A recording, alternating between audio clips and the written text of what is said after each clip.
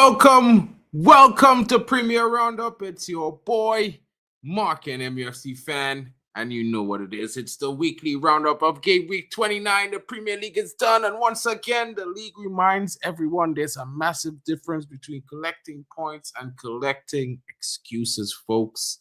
Let's start where the noise is the loudest of, you know what I mean. Manchester United, we lost.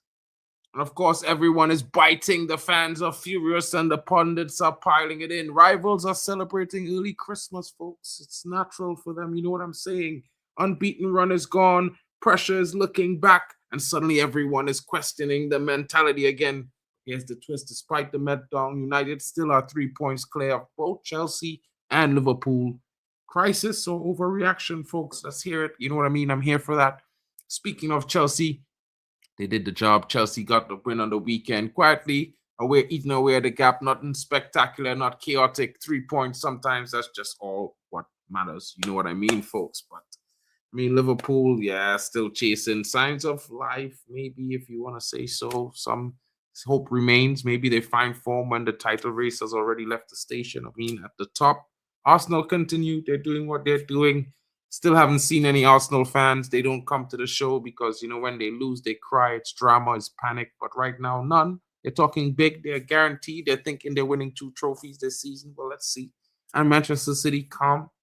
You know what I mean? They're not doing the best, but they're still calculating and waiting because the Sharks are always smelling blood in this moment. And if they slip, then they will move for the moment like that. You'll see how it goes. But right now, elsewhere around the league, points are being traded like currency. It's going to be interesting to see what happens. Everton is showing a bit of resilience. Brentford is staying stubborn in the European conversation. Maybe they get Europe. I don't know. Hopefully for them, maybe it might be a good thing. Fulham, Bournemouth refusing to be pushovers. Brighton still trying to turn football into actual points. People wanted Man United to be like Brighton. I don't understand. You know what I mean? Newcastle, oh shit. You know what I'm saying? They beat us this weekend after going 4 losses on the bounce at home. My guy D-Man was here talking about it, and now they did the job against Man United, folks. And yeah, it's a frustrating situation. It's a frustrating time. And you know how that goes sometimes, people. You're going to get in, but, you know, it's down. But other than that, survival at the fittest at the bottom. We'll see who gets the relegation, or we'll see who does not. You know what I mean? But let's talk about some of the key points where what's going to happen, because this is where we are right now. And at the Premier League table, Arsenal are leading. City is in the chase. United are there, being criticized, but we're still in 3rd place above Aston Villa, 3 points ahead of Chelsea and Liverpool, who have to battle each other before they can get to us. You know what I'm saying? So that they can come with all their chats. You know what I mean? But when you come to Man United, make sure you get it right, folks. Make sure they get it right. And like, no one expected us to be here, but certain fans that were believing that United are a better team than what Admiral said they were. It's going to be interesting to see what's happened there, but let's discuss what happened. You know what I mean? Chelsea with a win. Is the momentum building with Chelsea, guys? I don't know. Let me know in the comments, folks. Because when you look at the Chelsea performance this weekend, they finally got a win after a draw and a loss. And I mean, their fans are talking big again. My guy Chelsea Dan is talking a lot of smack again. He's thinking that they're finishing above us.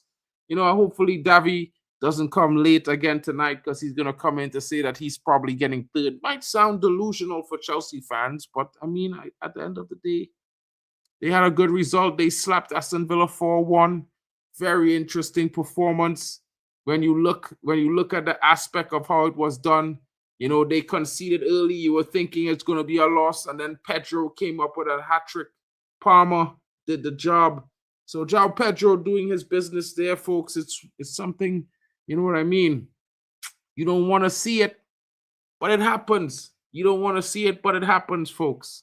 You know what I mean? Chelsea winning 4-1. Everyone's back to being super confident, talking like they're winning the league.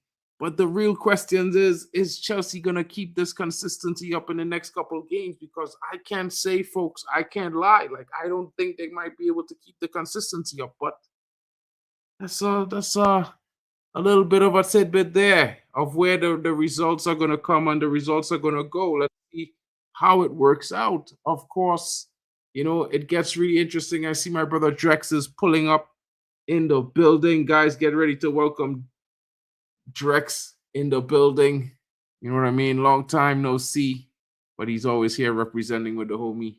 So you know what it is, guys. Make sure to smash a like on his channel if you haven't already. It's going to be interesting.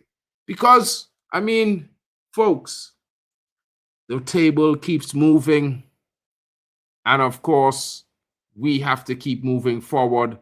And we're looking at coming up to game week 30, which will be in a couple more days, maybe 7 or 8. For those of you in the FA Cup, have a good time. For those of you playing in the Champions League and Europa League, enjoy Europe. I don't have that, so I can care less. You know what I'm saying? But I keep it honest. And of course, with the results as they are going, looking at another one of the teams in the top 4, you know what I mean, or chasing top 4, looking at Liverpool, it's not been great. Their performance, you know, it was certainly a flat performance throughout the game. I think they could have done a better job to get a result. It might have been interesting to see what they've done. But against Wolves, they were away against the bottom of the table team at the Molyneux. I'm hard pressed to say that, you know, yes, they had moments of domination. Yes, they had moments where they looked like they could have put the game away, but they conceded. Shout out to Drex in the building, broski. What's good? What's good? Yo, what you saying? I cool. Chilling, bro. You know it is. You know what I mean? Just talking about this Liverpool game. I reached home a little bit late from work too, bro. So you know how it goes. And then wasn't able to put in all these scores, but yeah, I'll talk about it anyway. You know what I mean? And I think, you know, Mo Salah, the goal was coming at that point with Mo Salah, when Mo Salah scored. It may not have necessarily been Mo Salah, but it would have been someone from Liverpool because there was a lot of blocks, a lot of close calls. And for what it's worth, yeah, I think Wolves defended doggedly. You know what I mean? And after Mo Salah and after Gomez scored, Mo Salah gained the equalizer.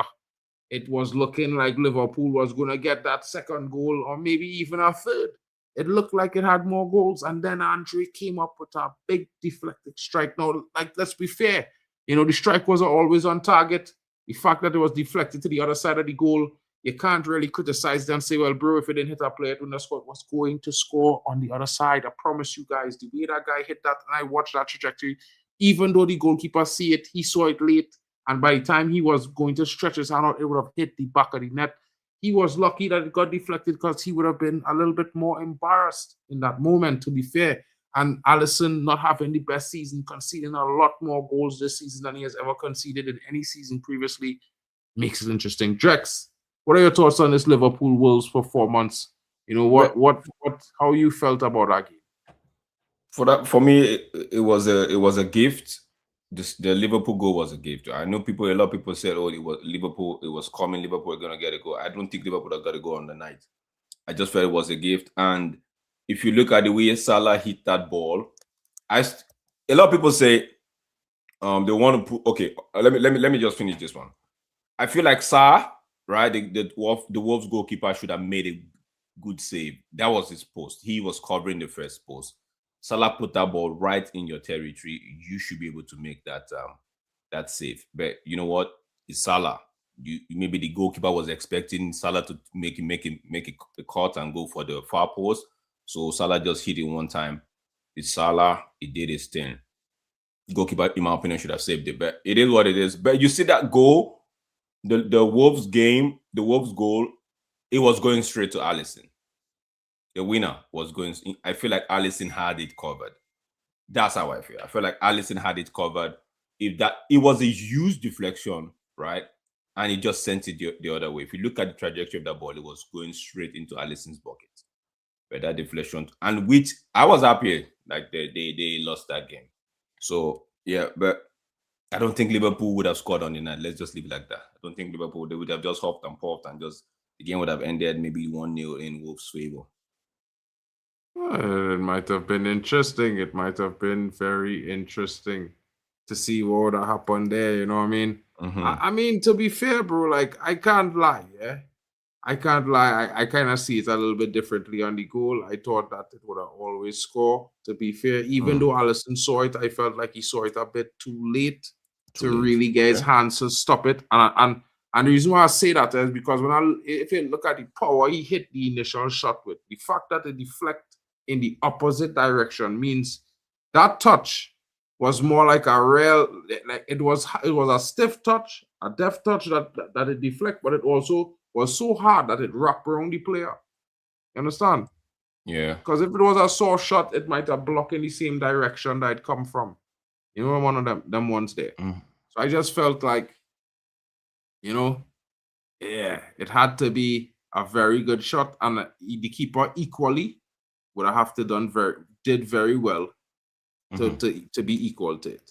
And I'm not saying, you know, I mean, he would not get his hands to it, but I just felt like it was still going to the back of the net based on the fact that, you know, where he took that shot from and how hard he hit the shot. Yeah. But that was interesting, a performance. You know, I mean, looking at another one of the results this weekend, you know, I have to say, not really that impressed by the performances.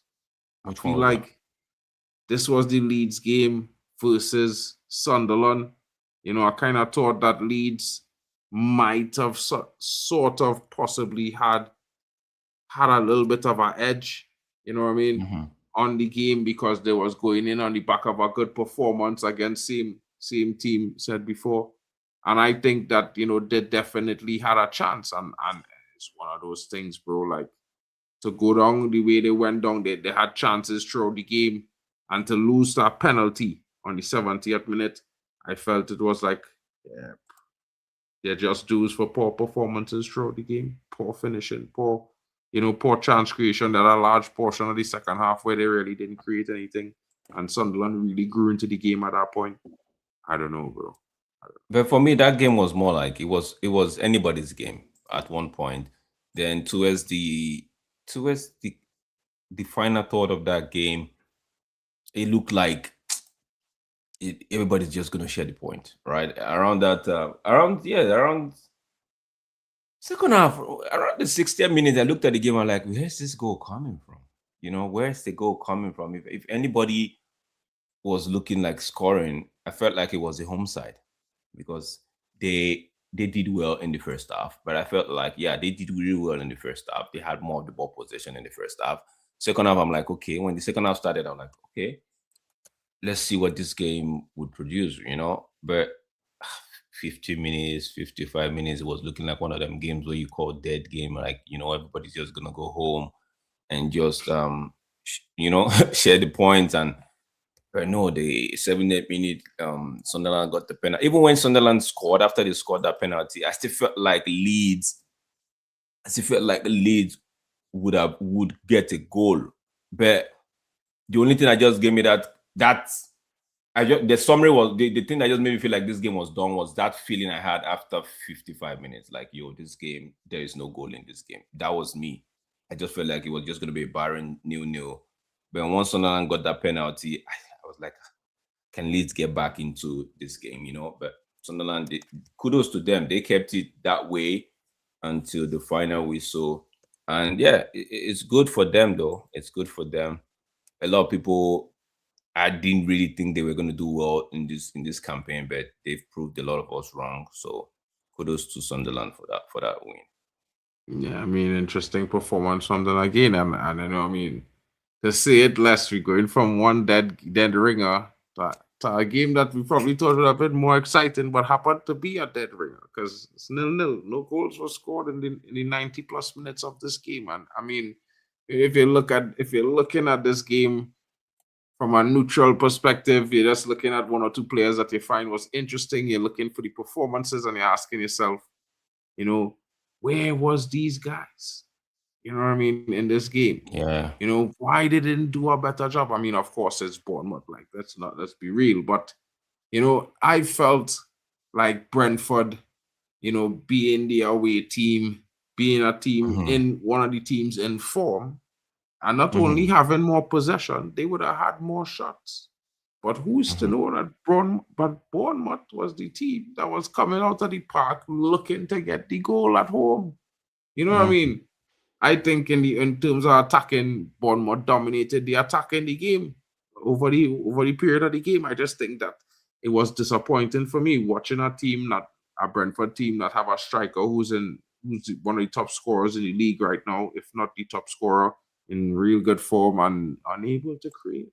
I mean, Dango Tuara should have done a much better job in a couple of moments, and maybe Brentford would have had a goal or two. I feel like if Brentford were home, were the home side, maybe they would have won that game.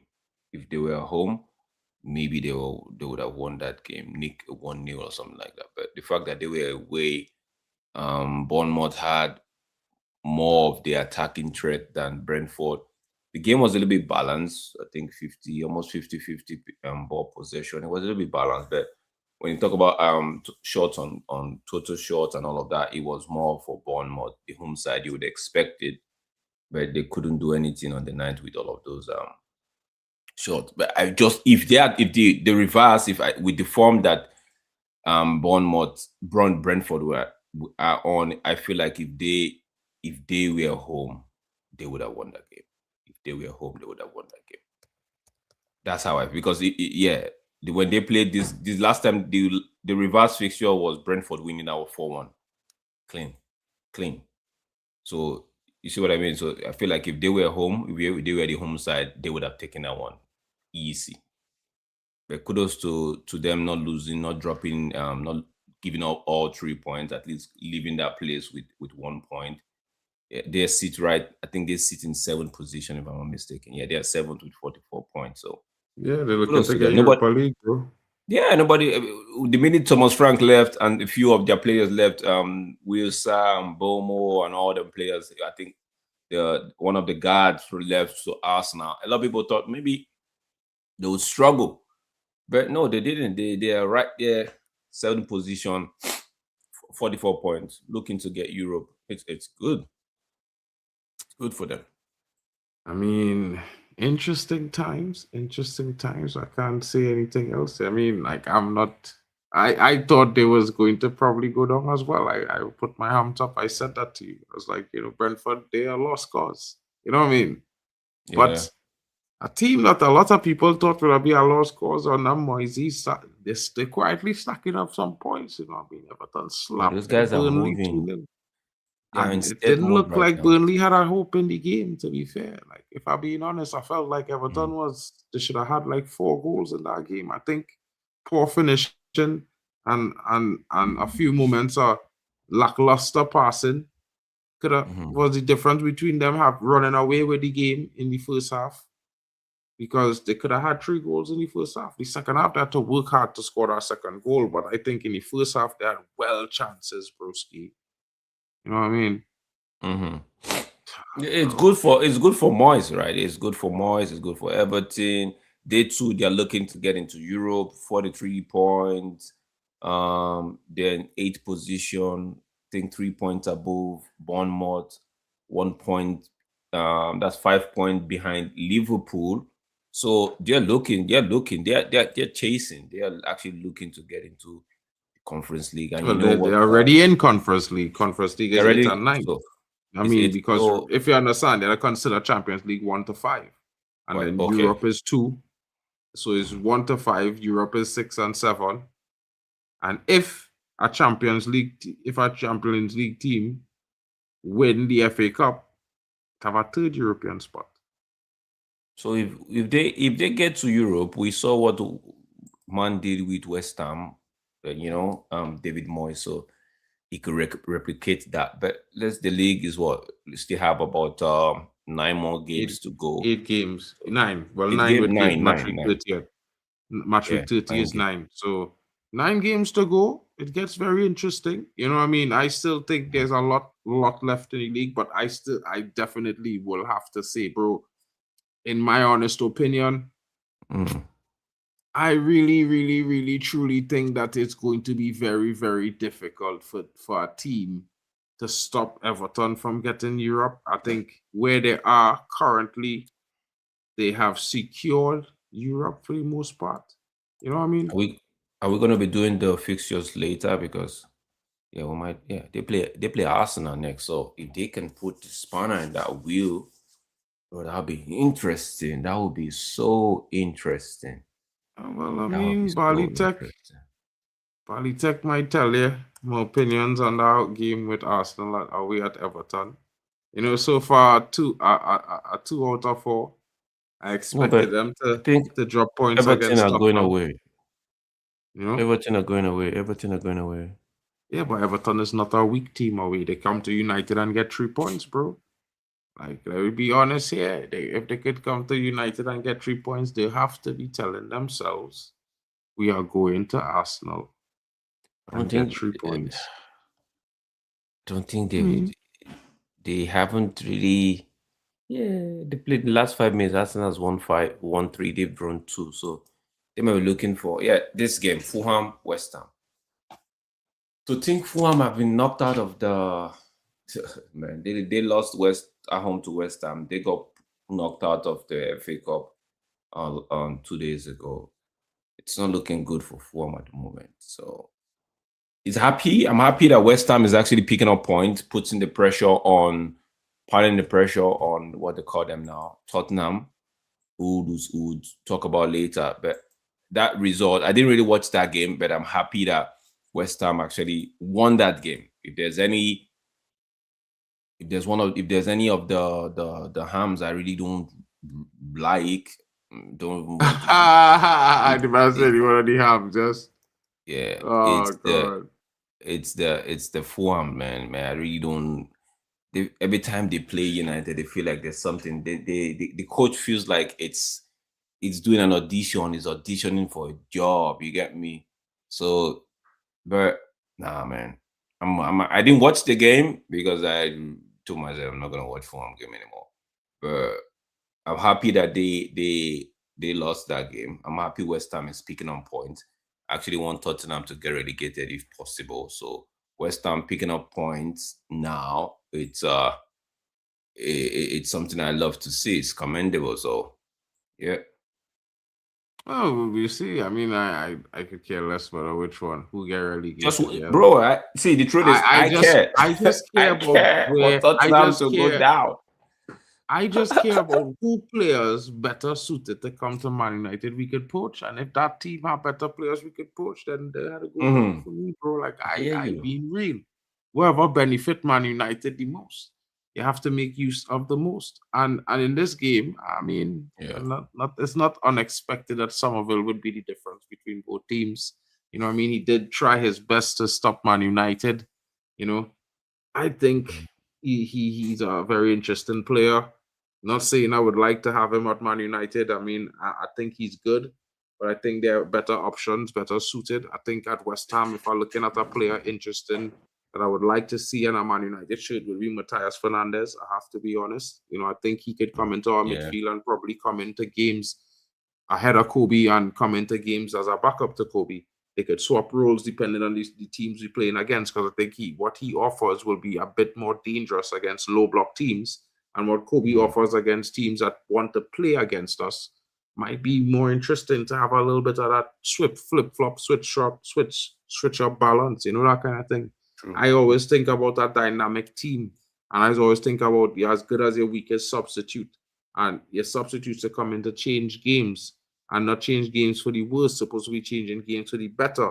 And I feel like Man United in recent times have been showing that the substitutes can come in and change games for the better. A lot of people, you know, made some criticisms, but I had a stream talking about transfers yesterday, and I was showing men the actual real stats. The real stats. Right now, we have 0.6 more goals per game. Yeah. 0.8 less goals conceded per game. We have 4 more chances per game created on average. 4 more shots created on average at Man United. I mean, it's interesting to say that. I'll just pivot into before I continue and go all on about Manchester United. Let me just finish off these because we must talk about the hated ham of our Spurs. Bro, man, And this one. and let me go in a little bit first now, because I feel like the Hotspurs here, I mean, it's not my favorite team. I guarantee to tell all. The only thing is that one or two interesting players on the team. I can't say they are my favorite players. I can't say I like them too much. But what I could tell you all, they are interesting players in that team. I mean, Solanke's an interesting striker. You know, a lot of people might not rate him, but I think as a possible backup option at Man United, it might work to just come into games and do a job. Play Carabao Cup, play FA Cup while man them in Europe and come in as a sub if man injured is cool. Do your thing. If you're scoring goals, start. You can't hate that. You know what I mean? I think it's based on performance, but interesting, another red card for Tottenham. You know what I mean? They're moving like Chelsea. They're moving like some other teams. Even the team we played, Newcastle, went down to 10 men. You know what I mean? And the Sa at Palace was the Sa on duty that day, because, you know what I mean, the Tottenham Sa, he was not functioning well. I don't know why, but this Sa was scoring goals. He scored a pen and he scored a big goal, 5 minutes apart. And then Strand Larsen, since arriving at Crystal Palace, has become a dangerous threat. I cannot lie. I have no concerns about this guy when he was at Wolves, but now he's at Crystal Palace. He is scoring goals. He's back to that old form that he was seeing before he went to Wolves. In his first season, he was scoring goals consistently, and then he had this injury, and since he returned, he wasn't doing so well. But now he's back to that kind of form there, looking kind of a little bit dangerous. Maybe Palace might be, giving some hope to keep the manager in terms of, you're seeing some positivity coming back into the team. There's a big performance there. They have, other big teams in the top of the table to face coming up. I think it's going to get very interesting for Palace, because as we're talking about Palace, if we was to discuss, they still have some big teams to play coming up, guys. Like Crystal Palace's next few games is by no means uninteresting, folks.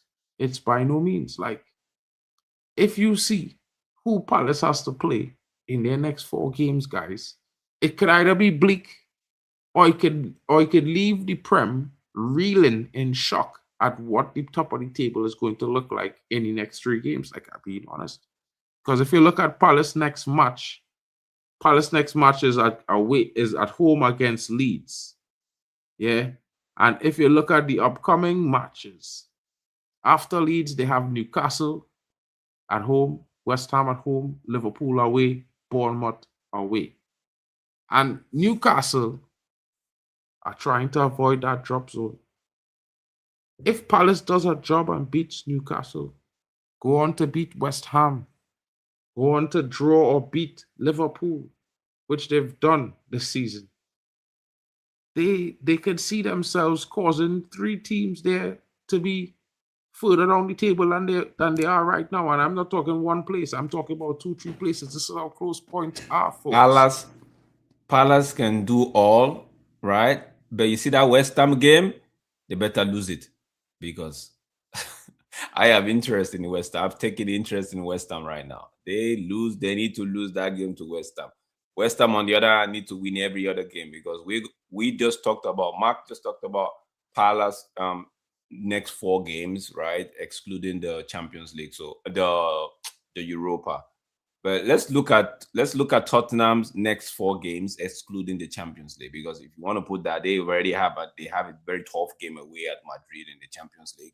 That's coming up tomorrow. But looking at the Premier League, they go to Anfield on Saturday, I believe. Then they are home at Nottingham. They're hosting Nottingham at home. Then they go to Sunderland. Then they play Brighton at home on April 18th. That's 4 tough games right there. 4 tough games right there. Honestly, because you see that game against Nottingham Forest, that's gonna be a crucial game, because Forest right now sits 1 point behind Tottenham. Forest and West Ham, they sit 1 point behind Tottenham. So every game now feels like a final for them. But Crystal Palace, please do me one. Do not win that game against West Ham. There's something I want to check in this league. There's something I'm waiting to check in this league. Yeah, so because a lot have been said about this Tottenham team, because last season when we United and themselves found themselves in that zone, and a lot of people were like, "Oh, United are going to remain there this season.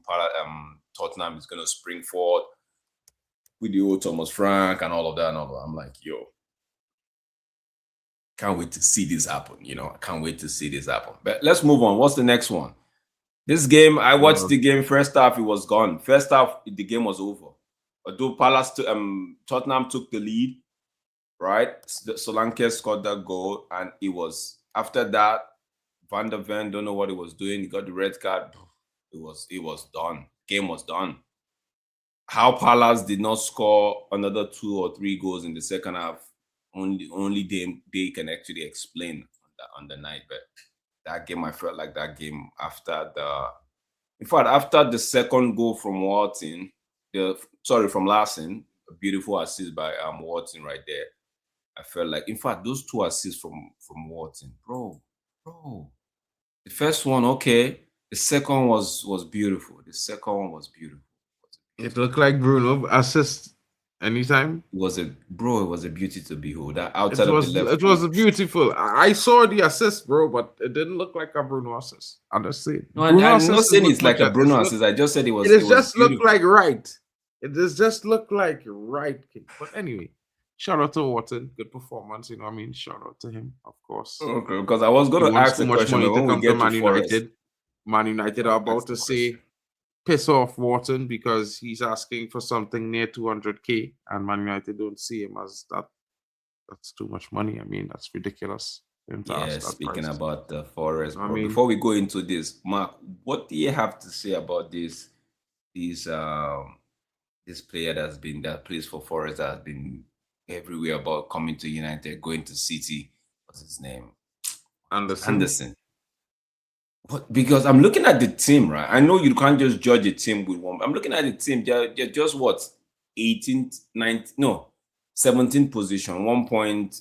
I'm level on points with West Ham, who sits in 18th position, right? If results don't go their way in the next 4 games, bro, they will be in relegation zone, right?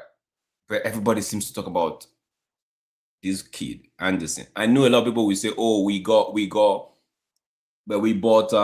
Roy Keane from relegated." But I'm just trying to see. Yeah, but bro, listen, yeah.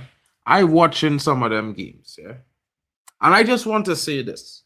If he was the shining light in those games of a bad performance by the team, yeah, then I could agree. Because if them had seen Roy Keane when he was at the team that got relegated, he was the shining light, and he was looking like he was trying to carry that team to draws rather than losses and wins. You know what I mean? So Anderson is an interesting player. He's been playing well. There's some games he's good, and there's some games he's not so good. He has good moments sometimes. I think I'm not a big fan because, like I keep telling sometimes it's be a big fish in a small pond. You understand? A big player in a small club. And to be fair, like, let's be honest, when you saw his performances when they was playing in Europe, it wasn't good. Both midweek, Casemiro against him outshone him. He had no impact in the game for Forest until Casemiro was benched when we played against Forest. And if that is the case, then my goodness, folks, 100 million, Man United are looking to currently go at Newcastle's player, Tonali, for 90 million. We are not going to spend 180 million in the midfield to get him and Tonali.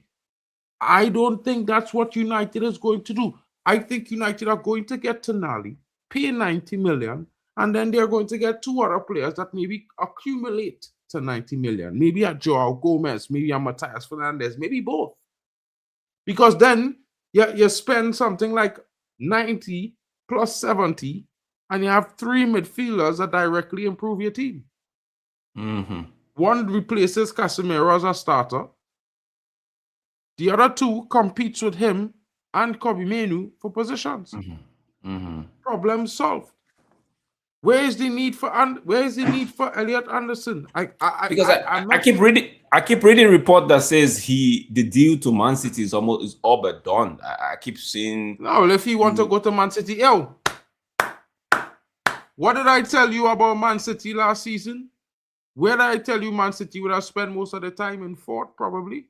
They're in second now, bro. If Man City lose 2 games, we are on them, brothers, bro.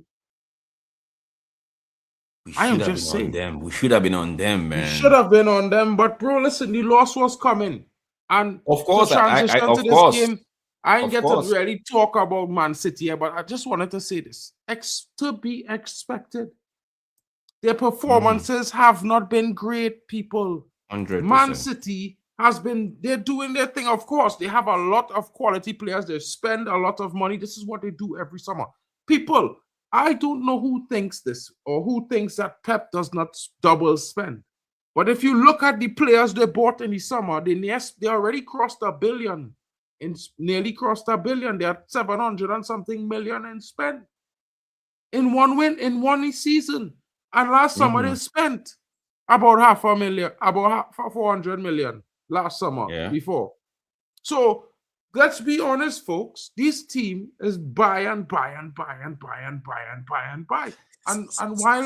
And while Pep is a very good coach, it will take some time for these players to become a cohesive unit.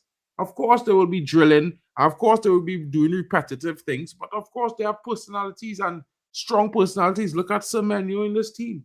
He is slightly changing up the way the team is playing. Look at his goal to open to kick things off in that game was beautiful. The way it was a good goal. It was a good goal, but I would say, in my honest opinion, Nottingham Forest should have scored in the 10th minute. They had a chance and they should have scored, and they didn't. But Gibbs White, not too long after, Gibbs White, and Gibbs White scored a banger, bro. Bro, that Gibbs White goal. Gibbs White goal, you can't take it. That's a very good goal. Everybody was sent packing. It deceived everybody. No, there's rumors of Gibbs White to Man United, and the price of Gibbs White is nowhere near 70 million. It's like 45. That's a better deal. Wow. Like, are we looking at Gibbs White, man? I mean, he's interesting. He brings a certain aggression. He can play the 8th role. Next to Bruno, I think it would be interesting. You know what I'm saying? Like, I am not going to say no to that, bro. I promise you. Like I have certain players I could accept coming into my midfield right now. And he is one of those guys. Like Anthony Robinson possibly becoming the new left back of Manchester United is not at all bad.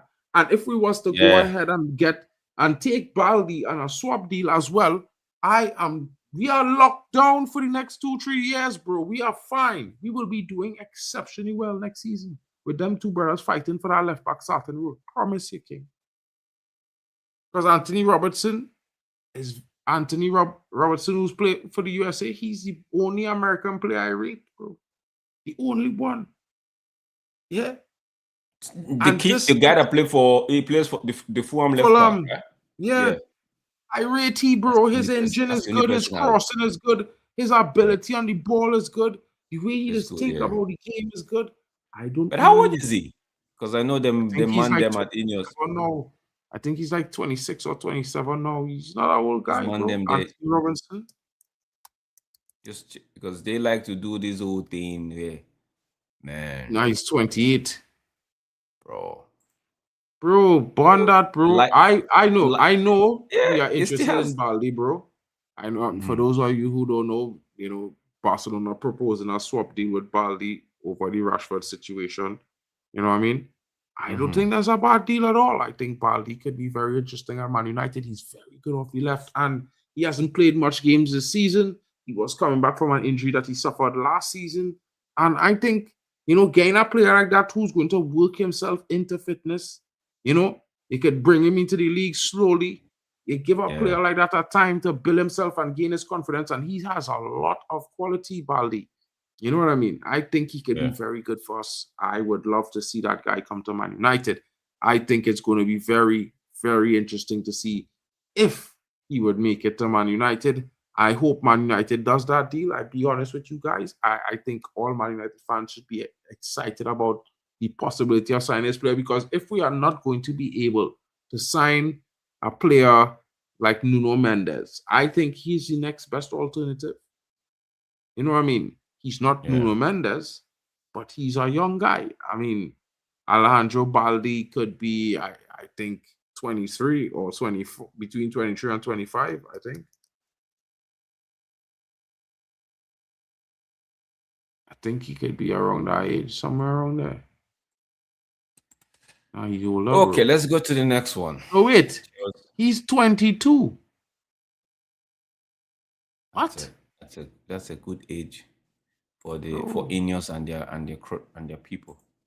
He is 22. Brother, get him to Man United. I'm telling you now, get this guy. Folks, trust me, this guy is very good. He's better than Delo, and he could offer. He's immediately as quick as Delo, if not quicker. Left foot, right foot, could cross the ball into the box. He has a shot on him. Yeah, he's good in the air, and he's better defensively. Yeah, he definitely comes in and improves us off the left-hand side, bro. He will be dangerous. Luke Shaw, he will probably have to hold. Luke Shaw's done for the season. I mean, I know Luke Shaw is gone. Yeah, I mean, this guy coming would bench Luke Shaw, bro. Promise you. He would bench Luke Shaw. Given time, he will bench Luke Shaw. He is very good. You know what I mean? Before we get to the big game of the night, we have to talk about this. You know what I mean? Trugging along, you know what I mean? You have to, sometimes it has to be ugly. We can't say no. We'll be honest and say that as a Man United fan, you know, you don't always have to win it pretty. I mean, Brighton and Hove Albion, sometimes a difficult team. Man United have had some poor performances against this team in the last couple of seasons. It's been, you know, pretty much uphill since then. We've been securing some wins and draws and no more losses against them. You know, shockingly enough, Arsenal took the lead on the 9th minute. I thought it was going to be a lot more, but for the largest portion of the game, Brighton was seemingly having the upper hand. Couldn't finish the dinner. They couldn't get and in some moments they wasted the opportunities to create chances. Yeah. They also had the most chances and shots on target in the game and corners. They had everything more. They was by far the better team. I mean, the keeper only had to make one save. Really? You know what I mean? Like, I can't say it anymore. Like, they was the better team and lost.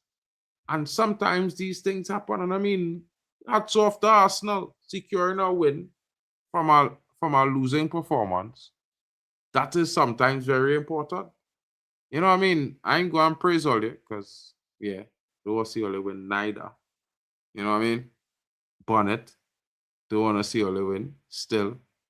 But realistically, if you all win, you all win. But I cast my team this season couldn't stop you all. I wasn't on us. But next season, you bet your bottom dollar, bro. Don't get smacked up home and away. I'll tell you guys now.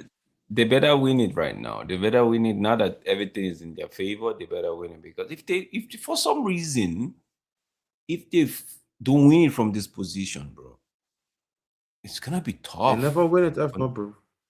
Arsenal, by the way, are the only team in the Premier League that has played 30 games. You know what I mean? So they are on 67 points, seemingly 16 points above Man United, 7 points above Man City. It gets interesting. And their fixtures looks kind and good though. So kind, but Man United, I mean, it gets interesting, bro, because they still have City to play. You know, I just looking at some of the difficult teams. They have Newcastle to play, they have City to play, they have Crystal Palace to play. You know what I mean? Arsenal. Yeah. It gets interesting for Arsenal, bro, because that's 9 points. That is 9 points, bro. And that 9 points to the good for Man United, bro. Even I pray that they and City could drop 9 points, bro.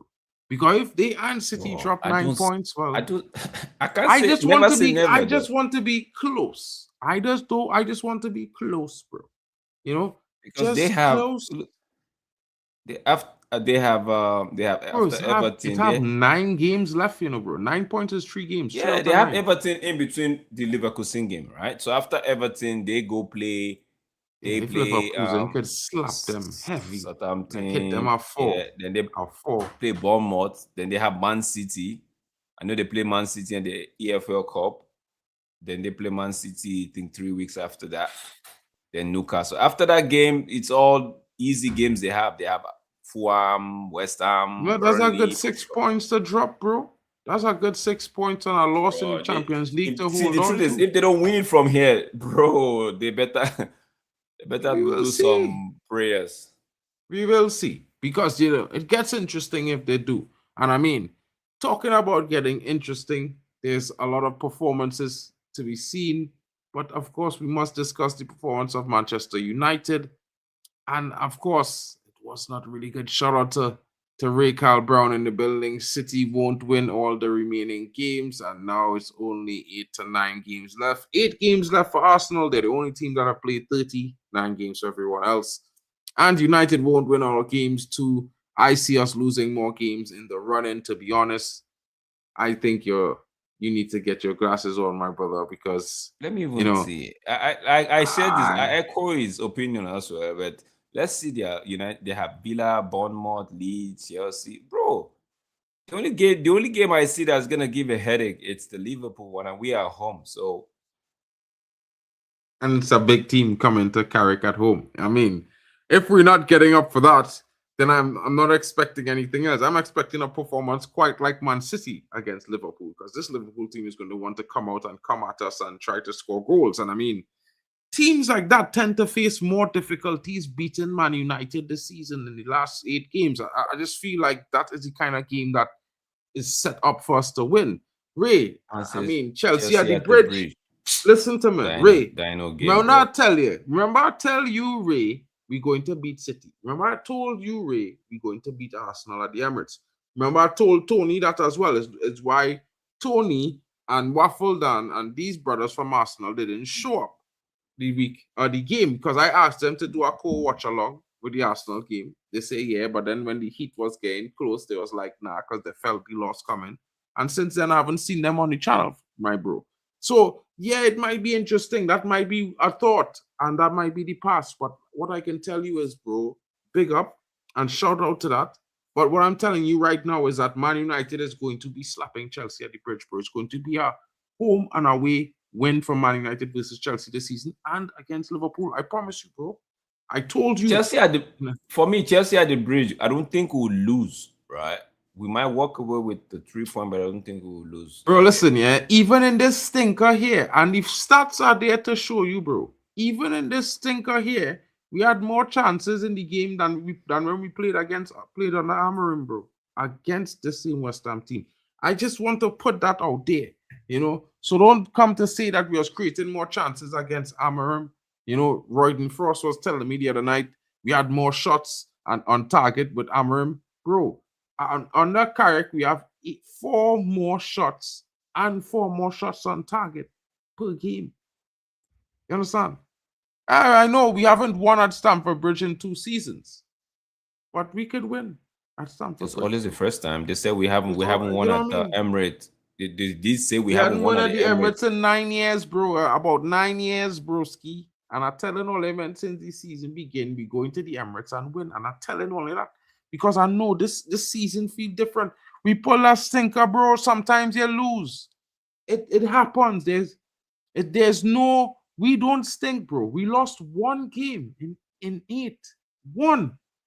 And you man them acting like if we was so shit. That is wild. Like, I can't even understand. Like, I get being upset that we lost to Newcastle, but, bro, that physical game in that stadium there should have been some sending offs, bro. More than just 1. And, of course, we should have had a penalty, bro. This brother kicked down Benjamin Sesko in the game. It wasn't even funny. The man But Dan Burn kick away the man foot. He was supposed to get a red card and get sent off. We were supposed to have a penalty. Of course, we missed opportunities. The Magic Man in front of goal twice and missed. Blast over bars from in the 6-yard box. How do you do that? Being the Magic Man. Then you're trying to find Sesko, but before you just do a back flick, like what you give to the defender, Dallo, before, and lost the ball, you could have give Sesko the back flick. Let him just slap it in the back of the net. You understand? Mistakes happen, bro. Let me say something to Ray. Ray, we had five shots. I keep saying this. We had 5 shots on target and only converted 1. You get me? So, yeah, you know how they say it's a lot difficult to play 10 men than to play 11. You know that for sure. The goal they scored, it was a very stupid defending by even prior to that goal. You could actually see Malacia already committing some defensive blunders prior to that winner. You could tell. Looking at it, I was like, why did he even come on? Are they trying to improve his market value so when they want to sell him off in the summer, they get something for him? Bro, there was no need for him to come on, bro. There was no Newcastle they shouldn't have blown. That is pure fallacy. That is emotion speaking right there. This is emotion speaking right there. When you say blow, let me tell you this. There's nothing about blow in the second half. Dominated in the second half. That's not wait. Hold on. Total shots, United had 7. They had 4. 54.9 possession to end the game. No, I'm looking at the second half alone. We had 14 shots in the game in total, more than Newcastle. Yeah. We had equal amount of shots on target. Yeah. Equal amount of big chances created. We had 2 more corners than them. Our keeper had 1 less save to make in the game. This problem, you men are hiding our second half display, bro. But we're telling you the second half display. Second half was the better half. As you're making it sound, bro. Second half was the better half. Against Crystal Palace, our first half was quack. The second half was highly improved. This game that you are making sound like the second half was bro.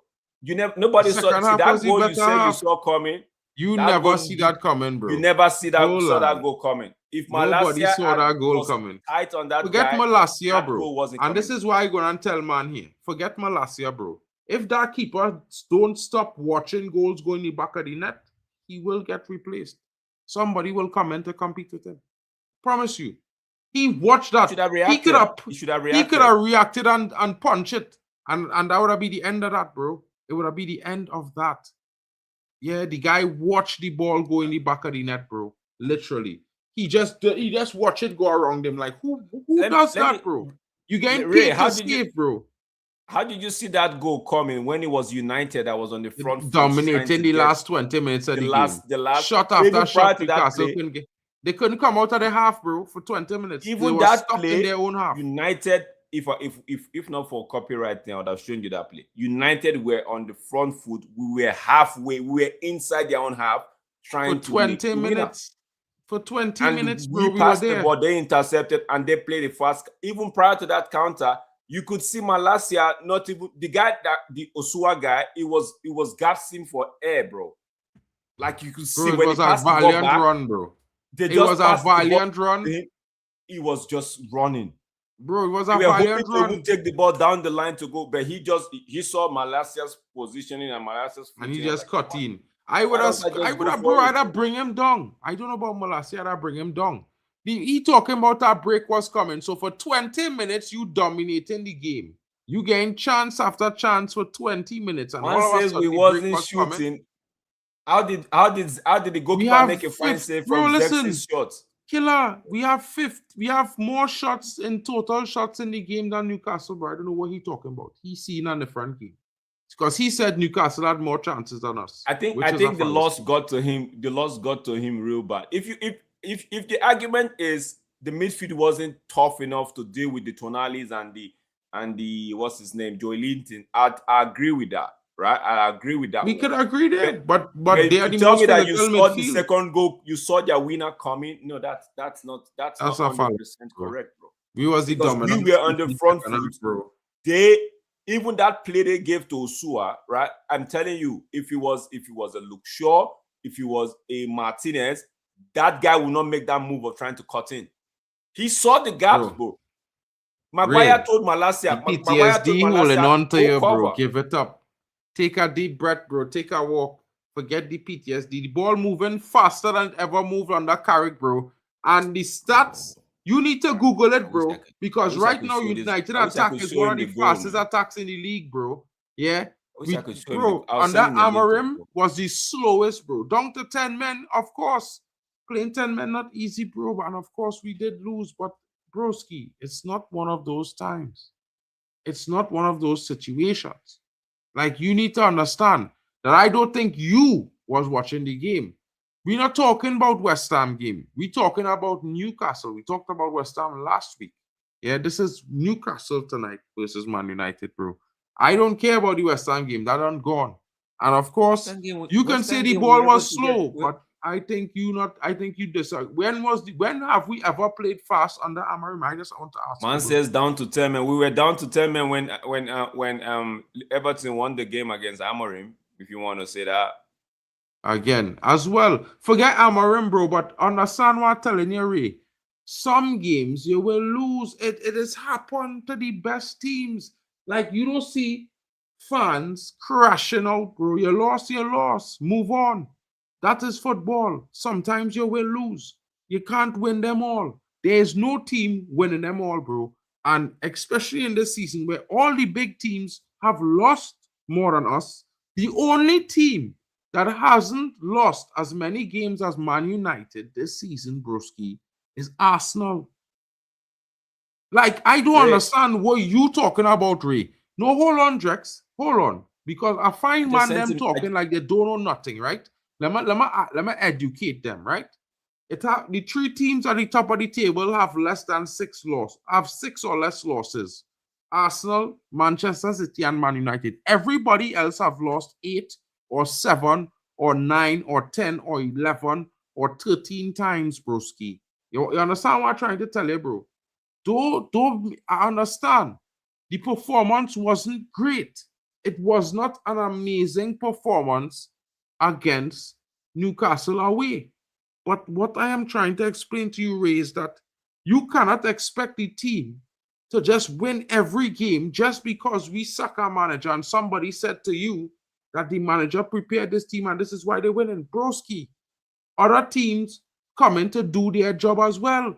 The opponent is our opponent. They can only beat who in front of you, bro. And sometimes, while you trying to do your thing, the opponent, if you looked at that game, yeah, the game was one of those games where the referee was letting a lot go in that game. And our players was on the end of a lot of as risky tackles, bro. Yeah. So you trying to tell me you can't understand the men and them being thrown off their game? Where did anybody say we dominated the game? Bro, we dominated for the 20 minutes of the game. We were in Newcastle's half talking about. We're telling you that you said chance after chance for 20 minutes, bro. And you said we were the worst. You said you saw the goal coming, meaning you saw the goal coming, meaning United were under pressure when you saw. That's why you said you saw the goal coming. But we are telling you now that we do not believe you saw that goal coming. Look what Chelsea fans saying here. Carrick is the man for the job. United actually look a competent team under him. And I can't disagree. Like bro, nobody can be more vexed than me. I was telling D-Man, we're going to smack him up. They're on 4 losses at home. I expected to win. And then we lost. But the way you man them talking about I sent the video clip for that goal. That is crazy. You see this statement here? The fact that Man United is shit, I could never understand that. Because guess what, bro? We are literally 3rd in the Premier League table. How we shit when you lose 1 game out of 8, bro? Lose 1 game out of 8. You've drawn 1. Bro, listen. You've won 6, drawn 1, lose 1. Men say some of the games we win was luck and all kind of thing. But bro, I disagree. I fully disagree. Yeah, I've been on it. You see all our luck talk? Save that for somebody who don't watch football. Yeah, football, bro. Sometimes Newcastle had football goes Newcastle. With luck. So what is man talking about? We only had 1 shot more than them, bro. Bro, Newcastle had 12 total shots. We had 14. Whether or not we had one or we had two more, we had more, which means we created chances. And the worst half of our performance was the first half. We were terrible. We should have scored 3 or 4 goals in the first half. We were terrible. And when I complain to men that the offense is putting strain on the midfield and the defense by not doing their job, we need to remove Mbeumo because he's not creating anything. Everybody wanted to tell me the whole team playing shit. The whole team was not playing shit, bro. Yeah? And Yes, listen brothers, to good me, bro. evening. I have to come up and correct you all with that Newcastle game because you all thinking Don't that make we me put played the really, stats on really, the really good. screen. But Bro, let me nobody never said we played no, really let me good, bro. explain why I said that we were bad. I see the game, the entire game.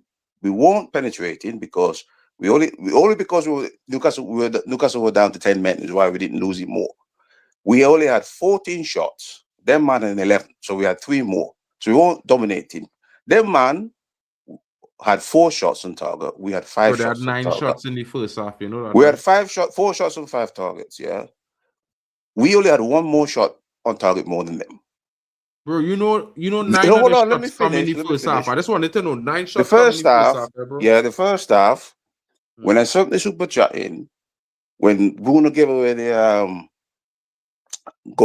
penalty, we went to 1-1 because Bruno put the free kick and Casemiro came in. I think, yeah, he came and scored.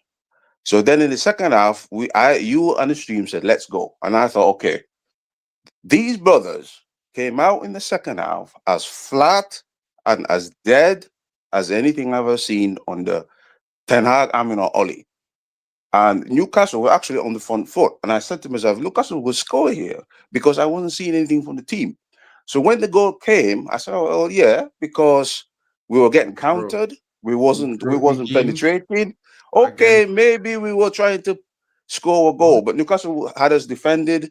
They were blocking shots. We weren't really doing anything. Listen. So when the goal came, I feel like you're being disingenuous, bro. When the goal came, no, hold on, brother. Let me finish. When the goal came, I wasn't shocked because I saw the cracks happening because what's his name? Kobe was losing the ball. That's why I gave Kobe a bad rating. He was losing the ball. We were getting outrun by 10 men. So when the goal came, I said, yeah, because we lacked ideas. And when Casemiro came off, that was it. So I said to myself, why are these lads talking about we played well against Newcastle? West Ham was the worry because West Ham was the same. Man say, no. First of all, don't get man wrong, bro. We said that you said you saw the goal coming. Yes, and because I just wanted to clarify for everybody. I just wanted to hold on. I just wanted to clarify, right, that Newcastle had 9 shots, if not 10, in the first half, which means they only had 2 shots. This means they only had 2 shots in the second half. 2. They had 11 shots on the target. They had 2 shots, bro. Because and had 4 shots on target, and we had 5 shots on target. Listen to me, I wanted so to they didn't. They didn't. But let me hear me out. Hold on. They didn't outshoot us, bro. For most of the entire game. Listen to me, bro. I'll let you talk, bro. Yeah, I want to explain you the game because I have these stats right in front of me right here. Me too. Actually. They had 9 shots in the first half, which means they only had 2 shots in the second half. I want you to understand. Yes, but they still had. But I want you to understand something. They still had one. We only had 1 more shot from them and target from them. So that shows you. That shows you, Mark. No, but hold on, brother. That shows you that we wasn't penetrating. No, but that shows you we wasn't penetrating. Penetrating. It's cool. I just wanted to finish saying what I was saying because I just wanted to clarify. You understand the arguments that we're making here to say, well, the second half was the better half because, like I tell you. We had less shots in the first half than they had in the first half. We had 5 shots in the first half, which means 9 of our shots came in the second half. And in that 20-minute spell where we was camped in the half of Newcastle, you said When they scored, you were seeing the goal coming, but we was camped Yes, there for and 20 this is minutes. the reason why. The reason why I chance saw after chance after but the reason why I saw the goal no, coming hold on. because we wasn't So we shooting. created, no, We no, had so five, that's- but we wasn't shooting on target. We wasn't walking the goalkeeper goal in that 20 We only had minutes, 5 shots on target, and they had 4 shots on target. So the reason why I said the goal was coming because we were working the ball do you know slow what from is side to considered side. a shot on target? Listen, Do you know what is considered a shot on target? I just asked. yes, when the ball you know goes to the keeper, okay, and he has to make a we save. hit the post twice in the second half. You know that is not considered a shot on target. That's not considered a shot on target, yes, but okay, so the entire game, for the entire game, we've only had 1 more shot on target than Newcastle. Who cares? Because we wasn't penetrating, brother. Stop talking about the entire game. We're talking about the second half. But the second half is the same thing. We wasn't penetrating enough to get the goal. What we were doing in the but listen to me, boy. But listen to brother. I don't understand. What we were doing in the second half, we were moving the ball from side to side to side, and this guy was refusing to cross the ball into the box. And when we lost the ball, and Bumo, he didn't cross no balls. Brumo and Diallo and Ahmed and all of them man was refusing to do that. So when we lost the ball, what happened was they attacked us on the flank. Malacia and Maguire wasn't looking at the ball. They get in the second half because they were more penetrating. They were more penetrating us. They wasn't penetrating because bro, you're not listening. No, clearly you're not hearing nothing nobody's saying because I watched the game myself. No, you watch the game, right? But clearly you see 10 shots in the second half from Newcastle when they only had 2. Listen, I saw the shots from Newcastle, but I'm sorry. Sorry, what I'm saying, I saw the shots from Manchester United, but we wasn't penetrating. But those shots wasn't penetrating shots, brother. How could Newcastle be penetrating in the second half when they had only 1 shot in the 44th between the 40th? Did you not see the first? Did you not see the first start of the first half when we were actually on the back foot? Bro, you see 20 minutes. I end this conversation. 20 minutes. It does make no sense talking. No, but you see 20 minutes of the game, but you didn't see the whole 45 minutes of the second half. You don't understand. Mark, let me take a so Ray, your point is Newcastle played us off the park, right?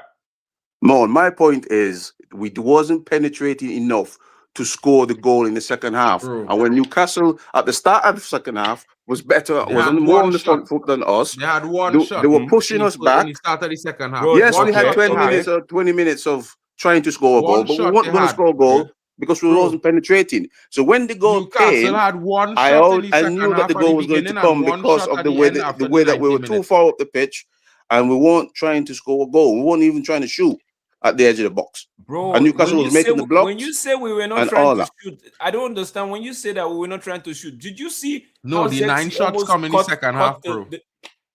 The 9 shots come in the second half, bro. The goalkeeper off guard. We were trying to. Do you know you playing in Newcastle side? Okay, now you said something that I would only agree to because of two things. What? You know you're playing in Newcastle side. Mbeumo should have been off earlier. Malacia had no right. Malacia had no right to come in the second half. I agree with all that.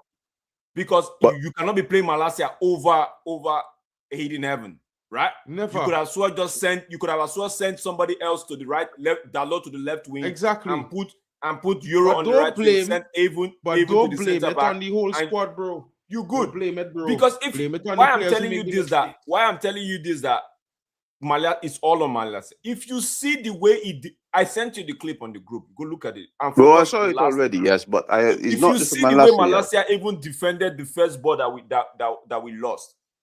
Now the guy that actually scored the goal, he fumbled on the ball on the throw line, almost close to the throw line.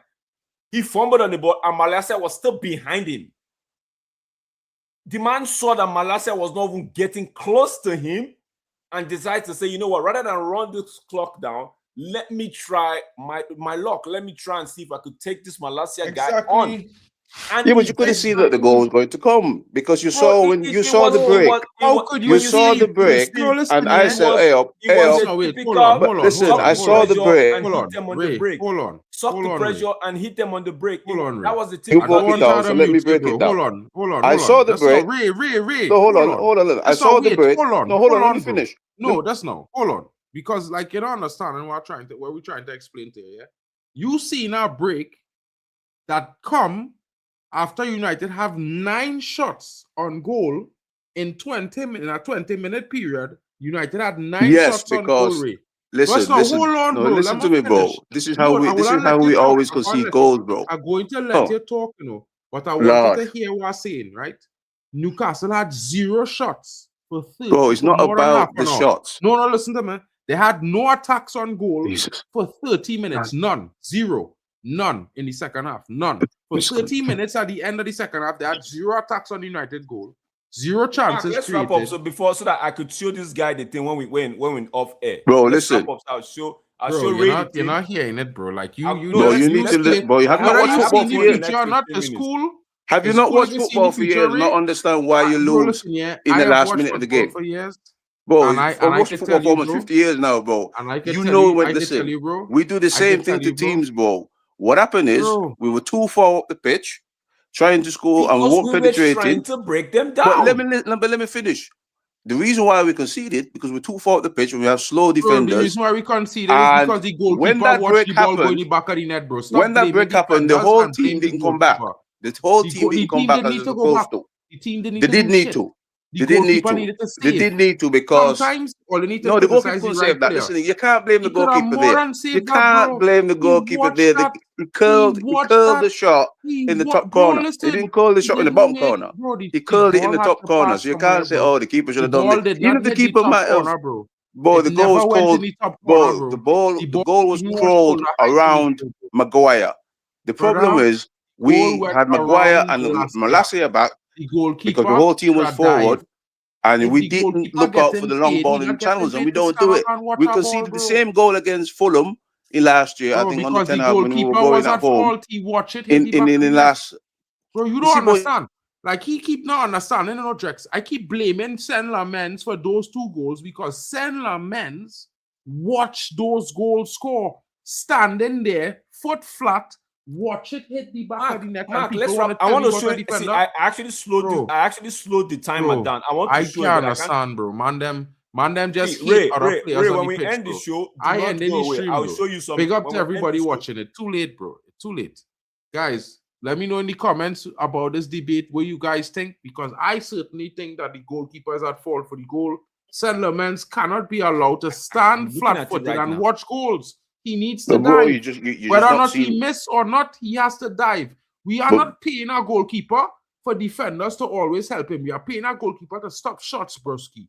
But bro, you're not seeing the lack of the team, bro. You're not seeing it, bro. I'm not caring, bro, because here going on. The team is not our fault for everything. When the team attacking, bro, when you lose the ball.